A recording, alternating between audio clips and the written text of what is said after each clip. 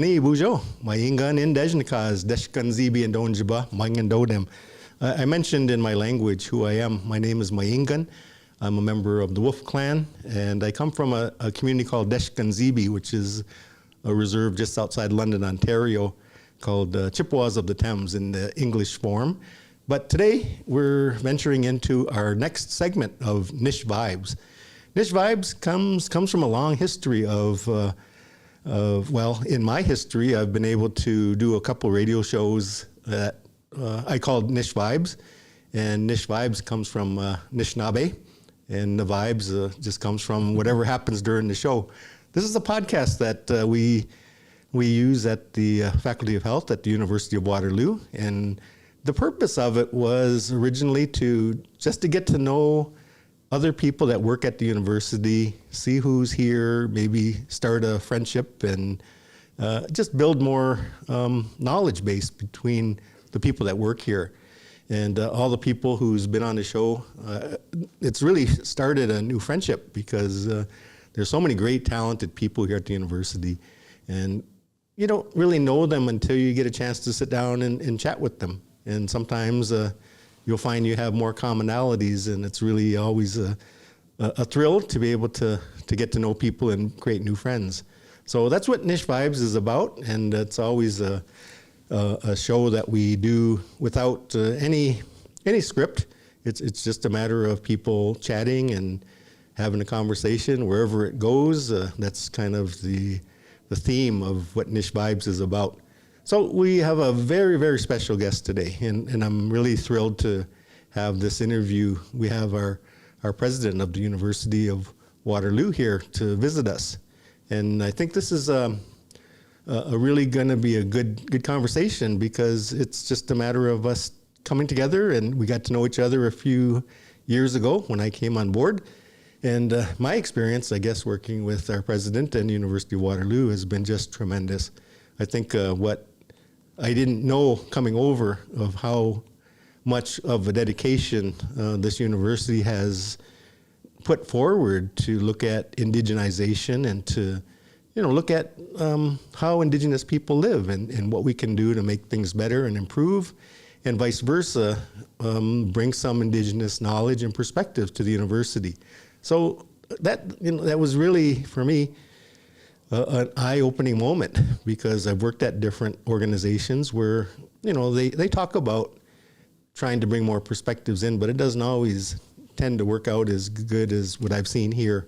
So I'm thrilled to announce that we're doing, I think, a great job here, and I want to introduce you to our president, Vivek Goel. It's great to be here. Thanks for coming. Thanks for having me. Oh, just happy to have you here. I know you got a busy schedule, and to take some time out for Niche Vibes, I really appreciate that. So, as I said, our conversations just take on a life of their own, and we just hopefully we'll get into some issues that we want to talk about. And well, maybe tell me about yourself. Like you've been here a couple of years now. Maybe where you're from and how you came to be at the University of Waterloo. Okay. How much time do we have? We're going about 50 minutes. So, just very quickly say, I was born in India, but my parents left when I was 4 years old. And I grew up here in Canada, mostly in Quebec, a small town called Grand-Mère. I've had the great privilege of benefiting from education here in Canada throughout my life. But when we can come back to this, one of the things that I've learned in the last few years is how little we learned about the true history of this country. And I've had the opportunity to learn so much from you and your colleagues in the last few years. I went to McGill for medicine, and then I moved to Toronto for my further training, graduate training in public health. I spent some time in the States at Harvard School of Public Health. My career was really focused around my early academic career, looking at social determinants of health, how people access health services, how we can keep people healthy and keep them from having to access health services. Along the way, someone thought I'd make a good administrator, and leader, and I had a path through academic leadership roles at the University of Toronto. I also had the privilege of building the public health agency for the province, Public Health Ontario, after SARS. Did a stint working in the States for Coursera, which does educational technology. And then I was back at the University of Toronto as the Vice President of Research at the time that COVID came. And as a public health physician, at that point, I decided to step away from my leadership roles to really help work on the response to COVID-19 and supported the federal government in particular with some of its task forces and committees that helped advise on the response. And it was at that time that the University of Waterloo was looking for a president, and they approached me. It was interesting because for most people, the knowledge of University of Waterloo is as an engineering school, computer science, very much in the STEM areas. And, what would a public health person be doing here?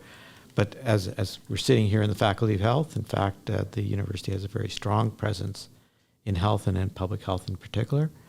And particularly given the focus that the university had on the intersection of health, technology, and society, I could see the opportunities in coming here.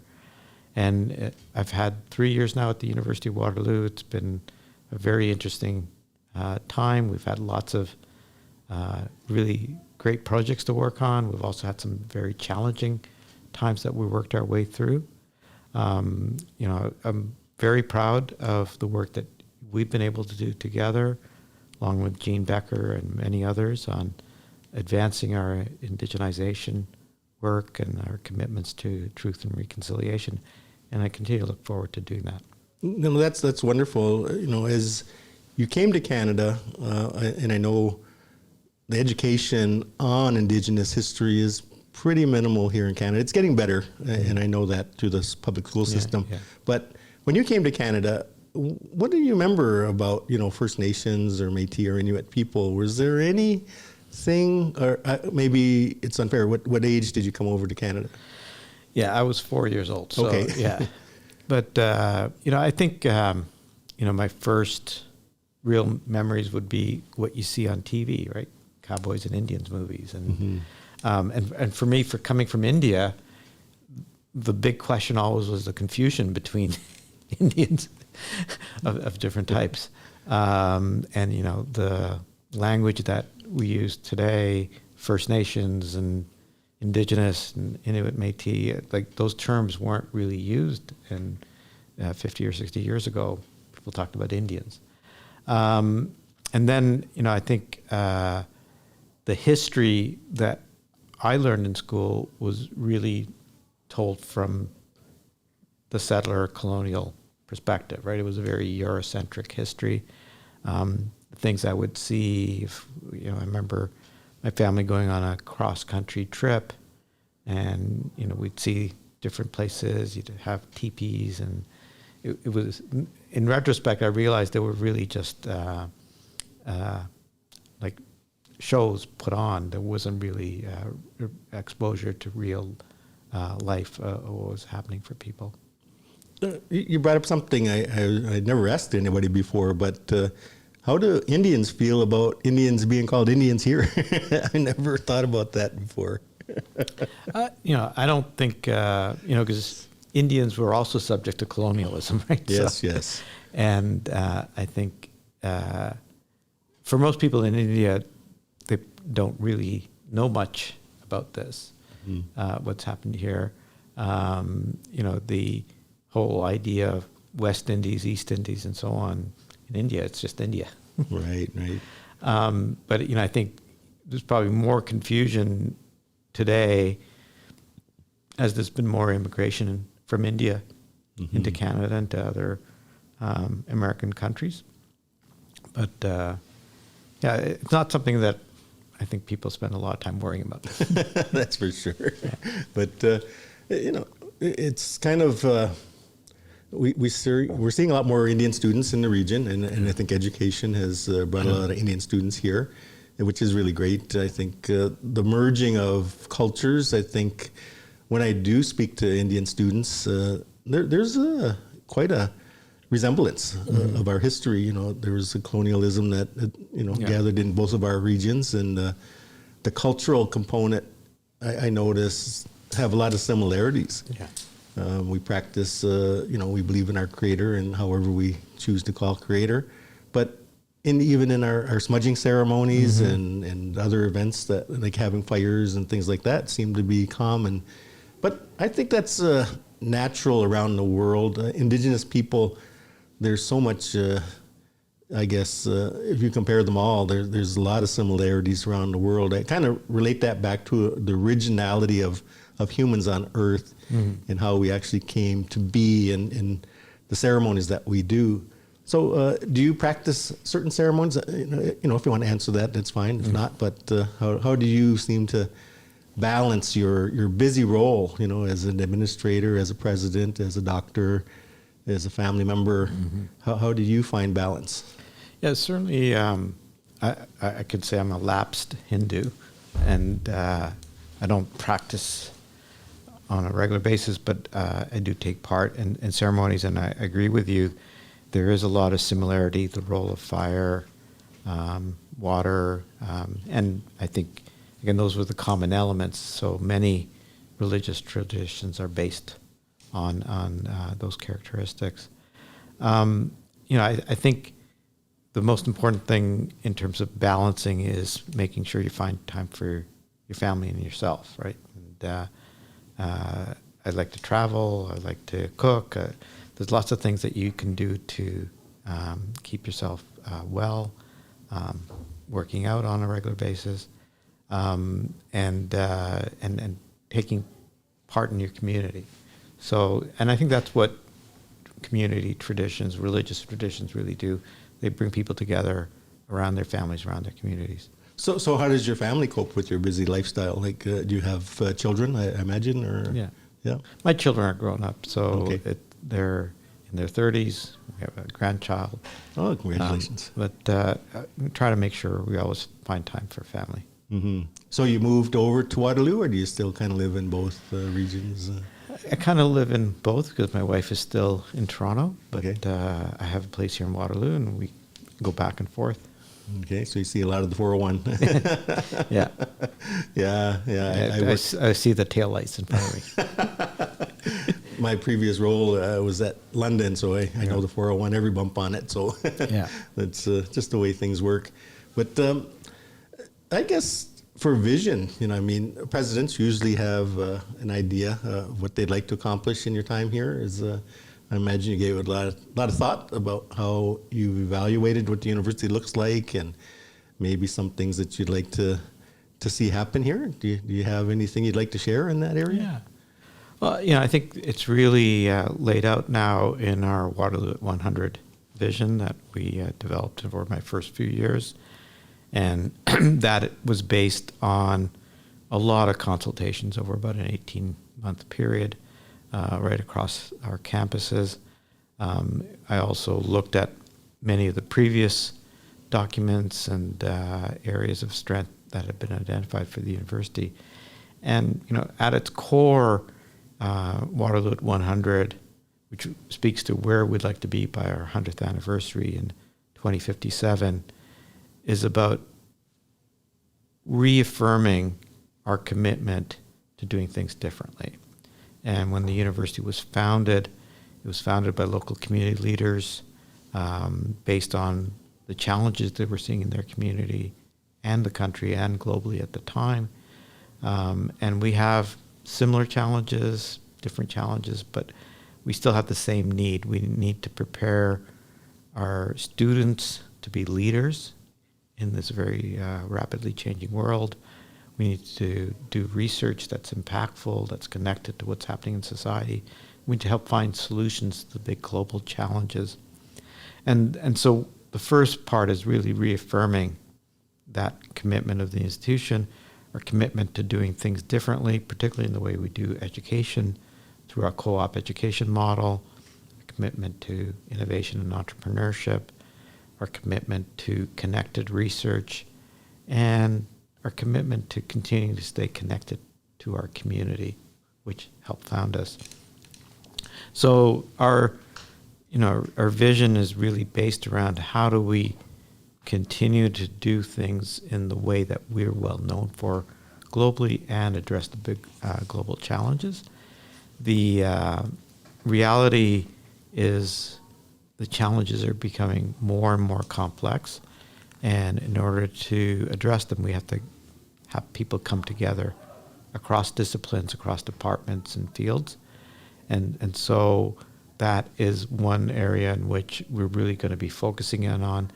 We're talking about our Global Futures Networks, which will bring people together from across departments, faculties, in creating academic programs, research programs, connections with external organizations in ways that are hard to do within our traditional academic structures. Another key part of the vision is about what our campus is going to be like, who's going to be on our campus, what services, supports, facilities we're going to have. And a key part of that is a commitment around sustainability, both environmental, but also social and financial sustainability for the institution, decolonization, indigenization. So that's going to be a major piece of work in the next few years, is thinking about the overall plans for the institution, what kinds of spaces we're going to develop, how we're going to bring people together across the traditional silos. You know, when I first seen the document, it reminded me of home, because we had a vision. We called it our comprehensive community plan. Mm-hmm. And what that entailed was speaking to our elders, to our working group age, and our youth. And we talked about our past, present, and future, what they thought when life was young for them, and what they've seen, you know, as they grew, and how they see it now. And, you know, I find a very, I guess, family-oriented role, you know, when it comes to visioning, you know, a university of this size, and building on that relationship of past, present, and future. I really think that's a great way to go. And it's probably a live document. You know, you'll see changes over time, and, you know, build it in the best that we can as we know. So I think that's what when I think of Indigenous theory, you know, we always talked about our past, present, and future, and we respected our elders, you know, so we have alumni that I guess still come back quite often and share. I know here in Faculty of Health, we've had a number of events where our alumni members come back and share some wisdom with us about what they're doing now. So that's what I see. So what kind of makes that unique about University of Waterloo, do you think? Like, now that you've been around Harvard and a few others? Like, well, I think, you know, universities are organizations that have very long-term time horizons. Mm-hmm. And at the same time, in the last few years, many institutions have gotten caught up in very short-term thinking, short-term plans. They have, you know, here at the University of Waterloo, when I arrived, we'd had a series of 5-year plans. And when you're trying to solve for these big challenges that are so complex, you're not going to do it in that short-term period. And if you're not thinking about that long-term, you know, the 7 generations to come, it's very easy to get caught up in, well, here's the next thing I'm going to do, the next thing. And so I think what's relatively unique about the approach we took was stepping back and thinking about that long-term vision of where we want to be, where we think society's going to be, and what our place is going to be there. And I think it's something that we don't do often enough in our world, and some of it is driven by the political cycles, and everyone wants to get themselves reelected, so people aren't thinking about the longer term. And so, and I think that spills over into the way in which we run our institutions. So that's the real important part of our work, I think, is really taking that long-term view and thinking about who's going to come after us. So I think those are subjects around administration. You're a medical practitioner. How does that weave into? I know administration, whole different ballgame. I think it would be, but do you still get the pleasure of the work that you do, that you went to school for, and work in that capacity? Still, do you blend it all somehow? I don't practice medicine anymore. Oh, okay. Yeah. Okay. It would be a lot to balance, but I would say, one of the things about being a leader of any organization, but particularly I think for a university, is you have to be able to work with individuals. You have to be sort of at the very personal level, but you also have to be able to step back and look at the entirety of the organization. And so I think my two areas of education were, in medicine, you really learn about how you work with individuals, with the individual patient, diagnose disease, look for treatments. And in my public health training, I worked with populations. How do you keep the entire population healthy? And so, in academic leadership, you're always moving up and down between the individual and the population level, and I think I'm well prepared for that. And so certainly I don't miss out on the opportunities to continue to work with individuals, because you do a lot of that. And, with having had COVID come through and other things, I've not had to, I've had lots of opportunities to go back to my medical education. I want to kind of go there for a little bit, because in medicine in general, and I do assist at McMaster first-year medical students there. I do some work with the Grand River General Hospital and got to know the system, in various capacities. What I see, I guess, interesting today is they want to look at indigenous perspectives on healing, medicine. The Faculty of Health here, really wants to involve more indigenous knowledge in public health and all the, roles that we play here. That, I think we're at the cusp of something new here in this part of the world. And it's not really new, but it's something that's pretty natural to the well-being of all people.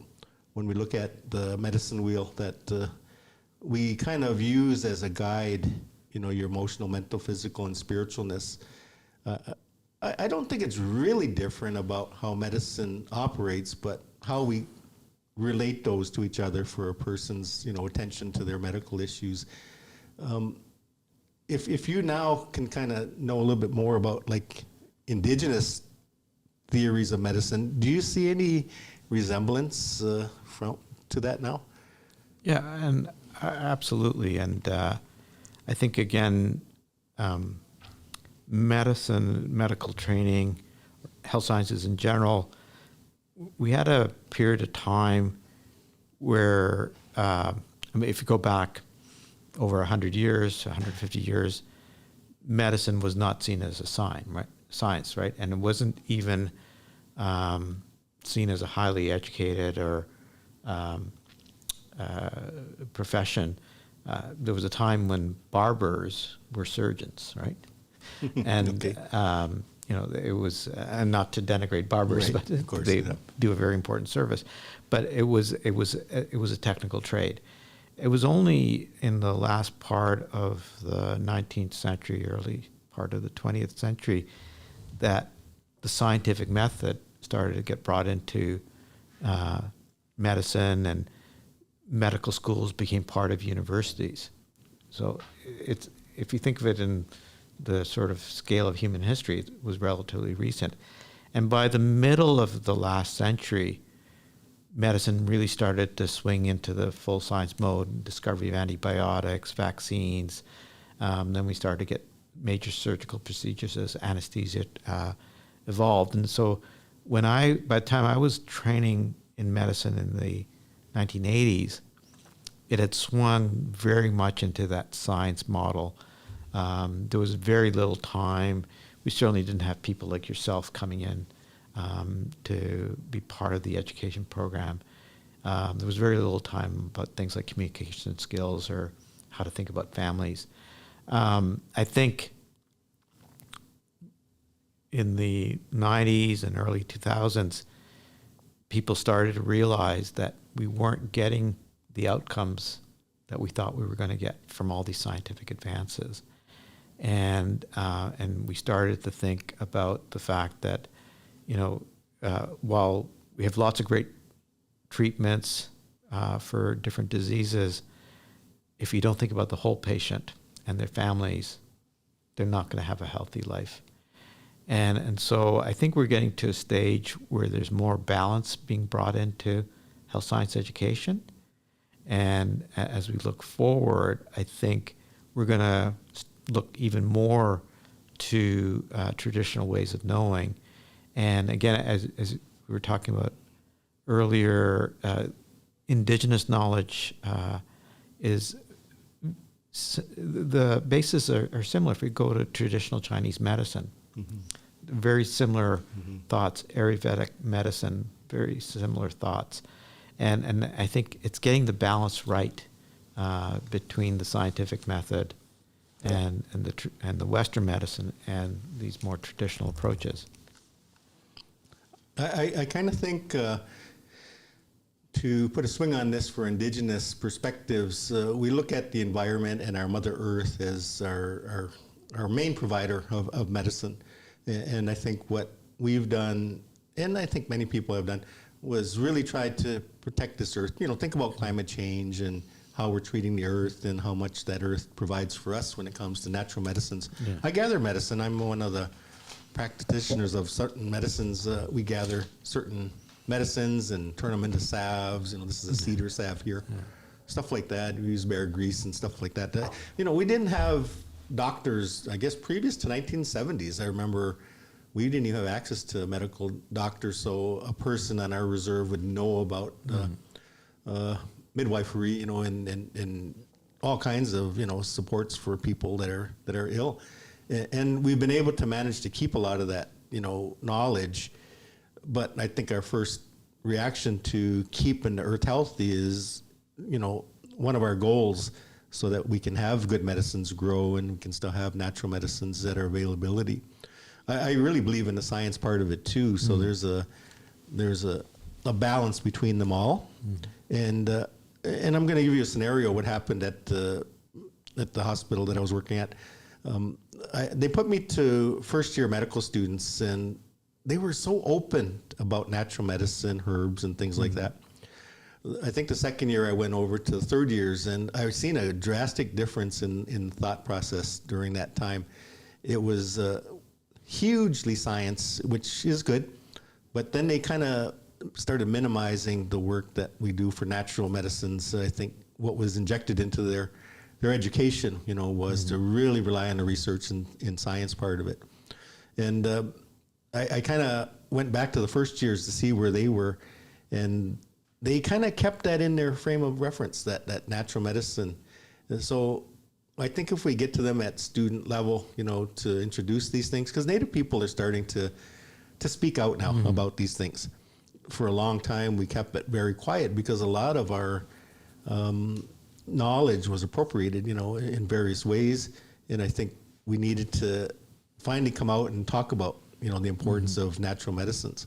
So I think in general, society is now starting to kind of look at these even more and more today.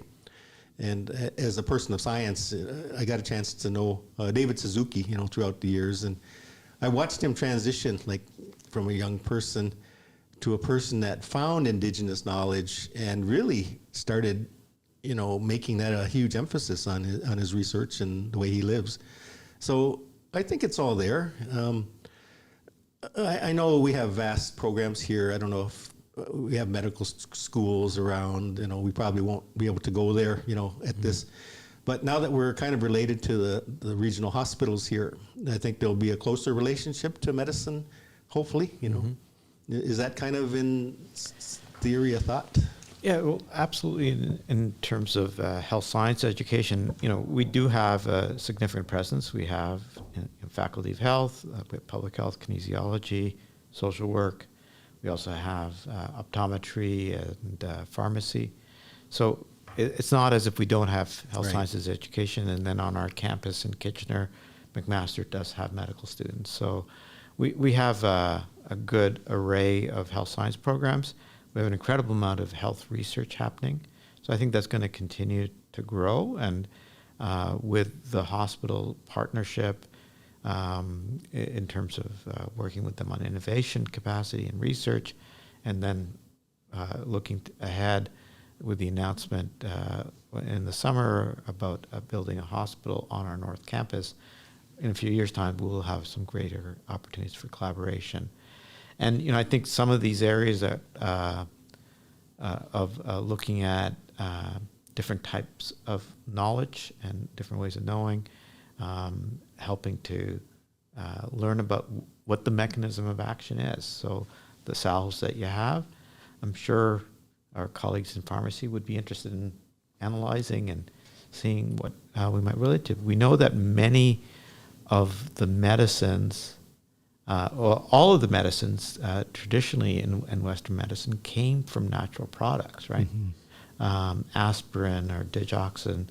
And it's only in recent years that we've been starting to make artificial molecules, but they're still based on natural medicine. So I'm confident that as we learn more about traditional approaches, we will help to establish what the scientific basis for those are, and then be able to expand on that.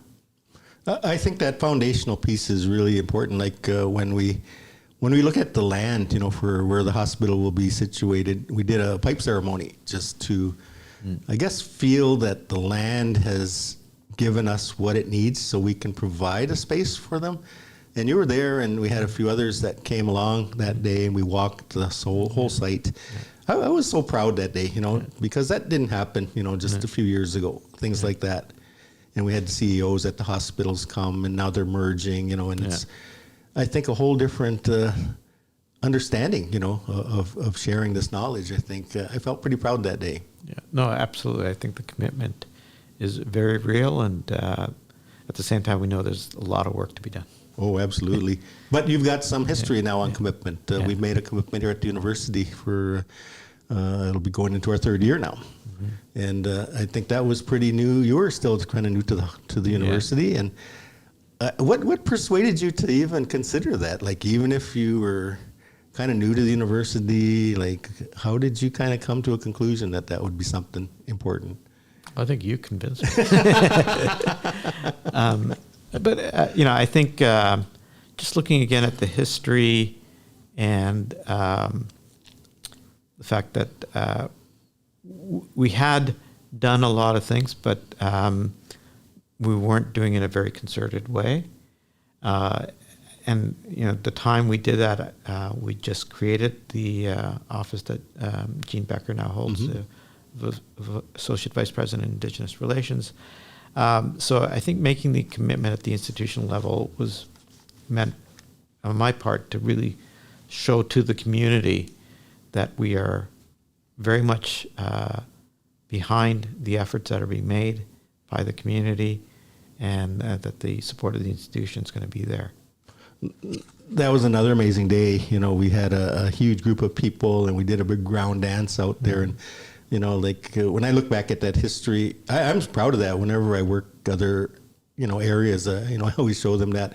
Toyota has actually made a huge commitment over the years, a very similar type of commitment ceremony. The hospital is really considering that right now. They're really cautious, of course, and that's fine. But, we'll get there at some point. But I think that sets the groundwork, of what you don't have to answer how it's going to play out. It's just when you make that first commitment, it's a learning process. And you mentioned that at our first commitment ceremony. It's going to take time, and it's learning, and we'll make mistakes, and I think that's what commitment really is. Yeah, and it where we are is the result of centuries of colonization, and so you don't undo it just with a few words at a ceremony, but you can make that commitment and you can start the process. And, every year, I think we've been able to make steps forward. We've added some significant spaces, and we've got the Indigenous gathering space outside of the SLC. And we've made the commitment around tuition relief for members of our community. So those are, each one is a small step on its own, but as you start to bring them together, we start to show we are moving forward on this journey together. There's a number of things that's taken place. The architects that we're using for the new building, and we're looking at some land down at Columbia Lake. Hopefully we can turn it into some type of environment for Indigenous people to come. And that being close to the hospital can also have benefits of sweat lodges for people and things like that. So I know we're at the early stages of that, but just being able to talk about those where we couldn't in the past, I think it's just a tremendous step forward. Yeah. And I think that's coming together quite well. People are excited about these ventures, and I think that relates to more students thinking about Waterloo. Yeah, it's great. When we talk to the communities here, not just Six Nations, but many of the other First Nations, what's going on at Waterloo is, really impressive to them. So, and then the free tuition, that's just such a big step, for communities who don't have the funding, to go to school. I'm kind of impressing too that we go a little further into developing relationship with our elementary schools and places like that. Because a lot of times they get to grade 12 and they haven't taken the right courses, so they can't compete for some of the university courses that we have. So I think that's another step in down the road. We can start working with them and building because I think that's what relationship is. It's finding who you are, building that trust in relationship, and I think we can benefit by that. And I think from the people that I work with here at the Faculty of Health, Lily's been just tremendous. Last week we just had a group of children from the north here, and it's they'll think about this place when they think about education. So reaching out, I think, is so important. Yeah, well, you've got the football team looking for spudging before every game now, and it helped a few times. They won that game too. Yeah. I think they're keeping track now. They are, yeah. We did it at hockey games, so our athletics department's been just tremendous too. They've made some huge dedications to this and advancements, and a place we didn't expect. Recreation is important. Well, you smudged the premier at the hospital announcement too. That's right too. Yeah, he really needed it that day, but I think that was okay. I worked with him a few times, and he's pretty nice about that kind of thing. Yeah, so, that's great. Yeah. So we'll get there. There's a lot of things that we probably haven't even thought of yet, and that's why I really am happy about our youth coming here, because when I speak to them, they have ideas I never even thought of. So I think we're gonna. What I tell professors here: if you have an Indigenous student in your class, they're going to bring a perspective that might be a little different than what you've come to know, and I think their roots will show when it comes to how does the environment fit into math? How does the environment fit into philosophy? And I think they can come up with some ideas that can challenge us. Even the greatest educator, can learn from young people. And I think that's why we're starting to form this relationship with our youth now, to think about that culture they come from, the needs of what those cultures bring, and take that to the world. Now these groups are starting to come into society. Yeah, and it was we were together last year at optometry. The student who came in who saw that the materials being used for eye testing were essentially racist, right? And we've had people using those for years, but it takes that student coming in to actually ask the question, why is this like this? And he was able to bring about real change in a very short period of time. So, no, so proud of that. It's So I agree. As we get more and more students coming through, it'll start to change the environment. It'll become even more welcoming for future generations. Absolutely. And that tells me, that this institution's made that commitment. Not fully knowing what that means, I guess, in a sense, but I think the results are and there's been studies on First Nation education, like a more educated Indigenous community, pays benefits to society. They did a study with the United Nations to say how good people live in Canada, and we ranked really high. And then when they did the same test on First Nation communities, we ranked really low. Mm-hmm. So I think the financial commitment, the commitment in general, it's not like, this is where I think we run into problems sometimes. People don't understand why we want to commit to Indigenous theory and perspectives this way, like free tuition. Like, people might not see the benefit of that. But I think a visionary person can see the long run, benefits of that. Society has better educated people, you have more people, less poverty, life expectancy grows, all the good things that most Canadians, have in their lifetime. And I think it's closing a gap that I think is really, I think my goal right now is to try to teach people about that gap, and let's invest in it for a little bit so we can actually close that gap a little bit. Then I think we can see a better Canada, a better, living standard for everybody. Absolutely agree. It takes that long-term view, right? It's going to take generations to bring about the change. It's not going to just happen before the next election. That's true. That's true.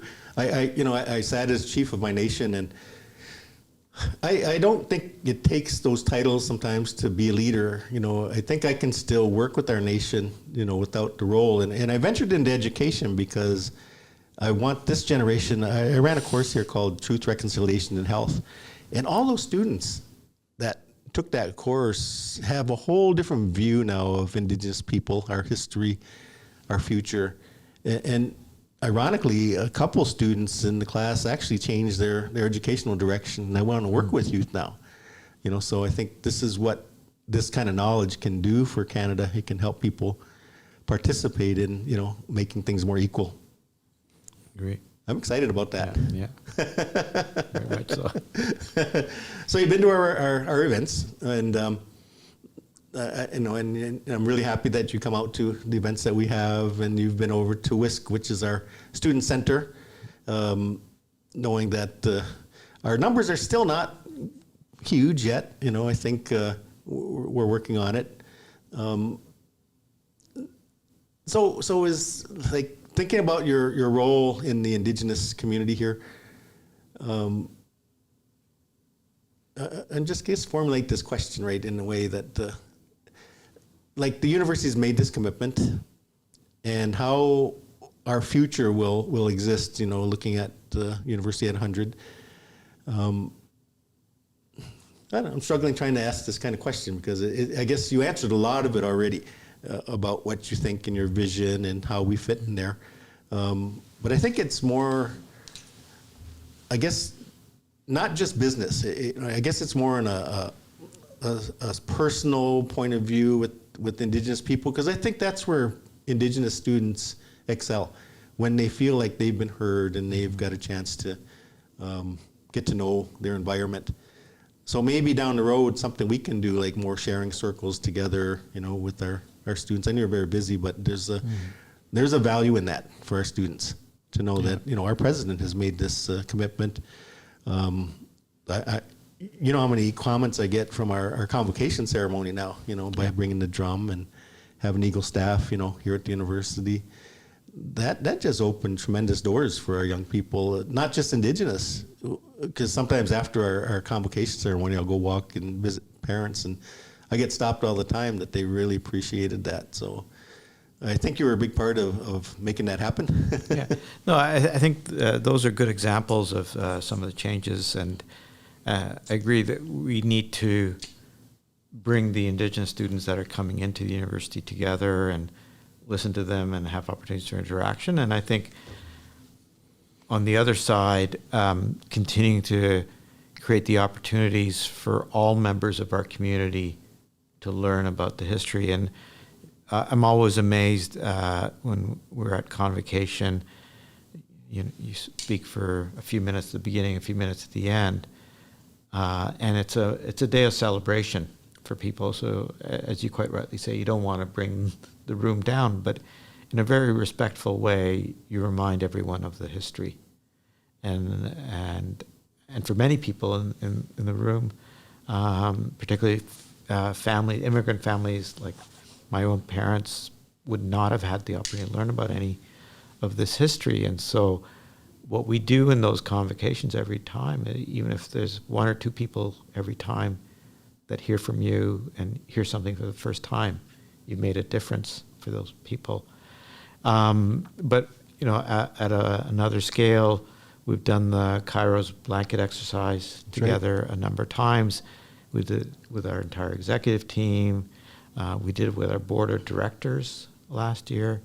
I know many of the board members afterwards, particularly those from outside of the university, said it was the first time they learned about that history.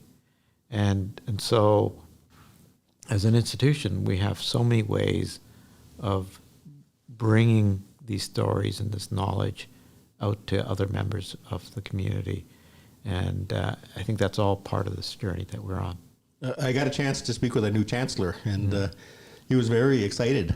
He actually wants to expand it. He wants to do a round dance at opening. I heard about that. So we've been having these little conversations about how we can actually do that. But I really like it, when people see what we have and want to, incorporate other things like that. So, it's another proud moment for me personally, and for I think the Indigenous students that come across, they'll wear their regalia now. Yeah.